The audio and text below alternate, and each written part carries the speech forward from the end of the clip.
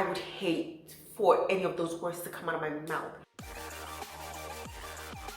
Hello everybody and welcome back to my channel, and if this is your first time here, hello, welcome. This is Essential Patience and Audit Patience, and in today's video I'll be talking about some positives in growing your hair, because a lot of times when we talk about natural hair journey, we talk about how difficult it is, how time consuming it is, how much effort it takes, but there are also some positives in it. And I think the more we talk about the positives, the more we will understand what a rewarding journey it is. Remember to like this video, subscribe to my channel, and ring the notification bell so that you do not miss out in any of my future videos. But also remember to share this video with anybody that you think it will be helpful towards. So let's get straight into it. Here are some positives in going on a natural hair journey. The first one, of course, is the obvious. You learn to take care of your hair. Knowing how to take care of your hair sounds very simple, but for a lot of women, it's actually a difficult task. Not only, again, is it time consuming, is it just complicated, but if you don't grow up with hair, sometimes you're just oblivious to it. When I started my natural hair journey in 2018, I really did not know how to care for my hair. I did not even wash my hair with shampoo. I was using like a bar of soap because I had short hair. That's how I grew up doing. So I didn't really know much about shampoo, conditioner, leave-in conditioner. Sometimes I would even use like body lotion on my hair. That's kind of wild to think about, but it happened. And now that I've learned how to do it, and I'm not great at everything, like I still can't cornrow, but I've learned to twist, I've learned to do plaits, I've learned to do a little style like this one that you can see with my silk press. It's actually really nice to know how to do it, and I hardly ever go to the salon because of it. The little that I know goes a long way, and I hope one day when I have daughters, I can instill that in them, and hopefully even more, give them the confidence to know that they can take care of their hair. And in the Black community, a lot of Black women don't know how to take care of their natural hair, and we are relearning or learning to do so in our adulthood. Actually a beautiful thing to take the effort, understand it, to learn things that you don't know. Maybe you forgot it, maybe you just never learned, but it's never too late. And learning how to take care of your hair is actually a flex.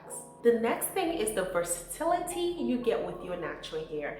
It's unlike any other. When you relax your hair, twist outs is never the same, braid outs are not the same. Things just don't pop like they used to. Most people's hair doesn't even get the volume that natural hair does. It can't be replicated, not even by wigs. It's very hard to do a natural hair wig that replicates the real deal. So the versatility you get in it is amazing. Now that I'm wearing my hair straight in a silk press, it does everything a straight hair would do. But when my hair is washed and it goes back into its natural state, it's gonna be good for a lot of natural hairstyles. And I love it that I can switch it up. When I want straight hair, I could always flat iron it. But then I go back to my natural hair and I get to do all of the wonderful natural hairstyles that you can't do with straight hair.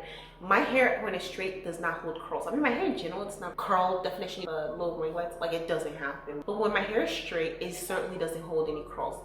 These used to have curls in it, and then a week later they fell out. When I get back to my natural, I'm gonna do some braid out, twist out, and it's going to look amazing. The next positive thing is expressing individuality. There's nothing like natural hair. No two natural hairs look the same, even if you do the exact same hairstyle. And I personally, I think a lot of people just know me by my natural hair. I remember one time, mid-2023, I went to a convention and I was looking for one of my church deaconesses. I was actually calling her on the phone and she wasn't picking up. And then I heard somebody call my name, Patience, Patience. And I looked behind and it was her. And she says, oh, I just saw your hair. And then I thought, this has to be Patience. Mind you, there are like thousands of people at this convention, and yet she knew me by my hair.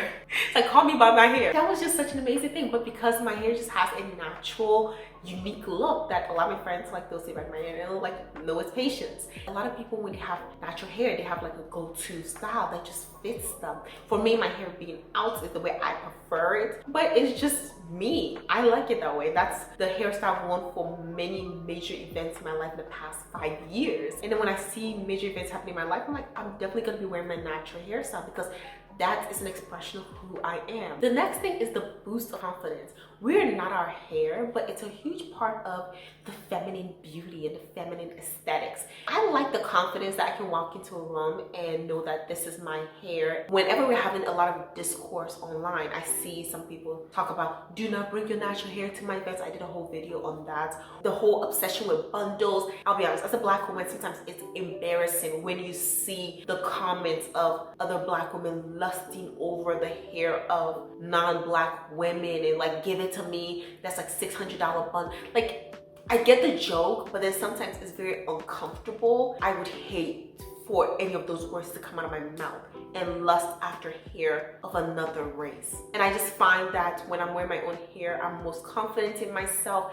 I'm most confident in the styles that I do. It's also something I'm used to. It's something that I know represents me and who I am. And I never want to wait, but if I do, or if I have box braids or any type of added hairstyle, I think at the core I would always be confident in wearing my own hair and standing strong in it. And it's not just because it's long or voluminous or whatever. Even when I had super short hair, which I did for 19 years, I still was confident in it because it was mine and nobody can tell me anything. The next positive in growing your natural hair is the boost of femininity. I definitely think that Black women always look so amazing. First of all, I think long hair in general, we associate with femininity. But at the end of the day, whether long or short, I definitely find that natural hair works really well on Black women. Sometimes we don't even see it because we've been conditioned to think natural hair is not elegant, it's not beautiful, it's not good enough for you to wear to major life events. I don't know who lied to y'all, but when I see Black women with their natural hair, even afros, I'm so amazed as to what it does. I saw a picture of this girl, I don't know if I can find it. She had a mid-sized afro, so it was nothing huge, but it was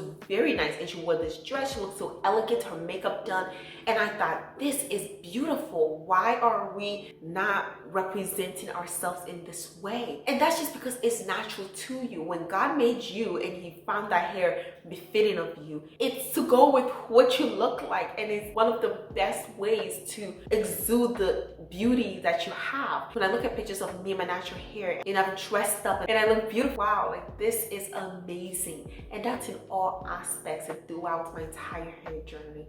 So don't let people tell you that your natural hair isn't feminine, it isn't beautiful, because it is. The next positive is that when taking care of your hair, it leads to learning to take care of yourself and self-care. I upped my self-care when I started growing my hair because I was buying products for my hair, learning about ingredients. It made me also look into the ingredients of my skincare. First, I wasn't doing any skincare. I was washing my face with a bar of soap I was washing my hair with, but I started to buy some skincare products, face wash, and I started to look at the ingredients and look at what is good for my skin. And that trickled down to other things, improving the way I dress and putting in more effort into the way I look and the way I take care of myself physically, emotionally, and spiritually as well. Because when you look good, you want to feel good, be good rather than it be superficial. So you put in more effort, at least I did.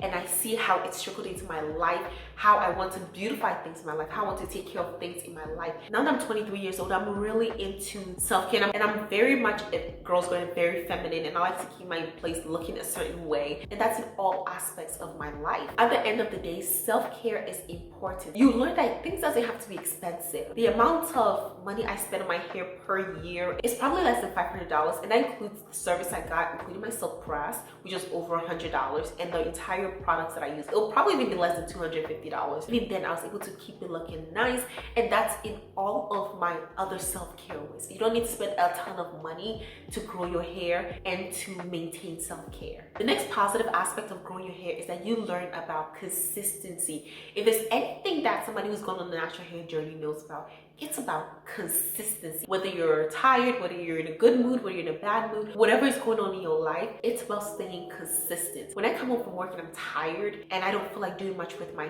hair, I still have to. I at least have to do a nighttime routine just so that my hair is okay in the morning. But also it allowed me to find new creative ways that I can keep my hair in a good condition, such as my protective hairstyles, which works best for me, mini twists and mini braids. So you become creative in it and you find ways to be innovative and stay consistent in it. My hair care routine is very consistent, and because I've done so for the past 5 years, refining it year after year, and it's not always perfect, but still staying consistent has definitely shown in the outcome of my hair. And I know that even with the consistency of other things in my life, because when I started growing my hair, I was also in college. Actually, I was a freshman. Both of them happened at the same time, going on scholarship searches, being consistent with internship jobs. I really learned a lot about consistency in those 4 years that I've taken into my life. It has helped improve the quality of my life and knowing how to go after what I want and know that if I'm consistent, the outcome will be positive. And when you are consistent with it, you will feel a sense of accomplishment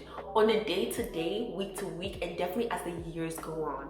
More than the products team, you really need time to grow your hair. Hair does not grow 6 inches overnight. It's 6 inches on average per person in a year. So when you're consistent with it, like I have been for now 5.5 years, you see the outcome and you're able to feel a sense of accomplishment for sticking to it. When I started growing my hair, it was obviously not this long.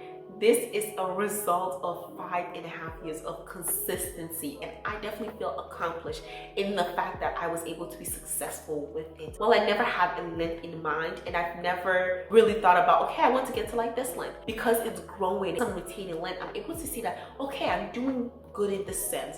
What else can I improve? What else can I do for a better outcome? For example, when I went to go get my silk press, I actually had quite the split ends, and I had them cut it off, and I was actually really happy with it. I am not in the habit of keeping split ends on my hair, but it did teach me that in 2024, I want to be on the lookout for split ends, and I also want to be consistent in trimming it. I still feel a sense of accomplishment for the length I was able to retain, but I also want to do better in the future. As you're improving, as you're able to reflect on what you did good, what you can improve on, it gives you a sense of accomplishment when you're able to take those steps into the future. And the next positive aspect is that you learn to love your hair and accept it in all its glory. I am very saddened when I see discourse about natural hair not being beautiful, people not liking their natural hair. When I saw a little girl just tugged down on her hair, I felt so sad because I said the adults in her life have definitely failed her. And you hear a lot of this discourse in the Black community about good hair versus bad hair, which hair is done beautiful, what is acceptable and not acceptable. And it's so sad because it's failed a lot of young ladies to the point where they think that their hair is not acceptable unless they put on a wig, unless it looks a certain way, and that the way God created their natural hair is not good enough. When you go on the natural hair journey, a lot of times you have to learn how to love your hair. I luckily did not have any bad feelings towards my hair, and I always just saw it as a part of who I am, not who I am, and it didn't define me. When I was learning to grow my hair, it instilled in me a journey of self-love as well, and accepting myself for all of who I am. No matter how my hair came out, I always accepted it in every stage. My favorite saying is that be yourself because everybody else is taking.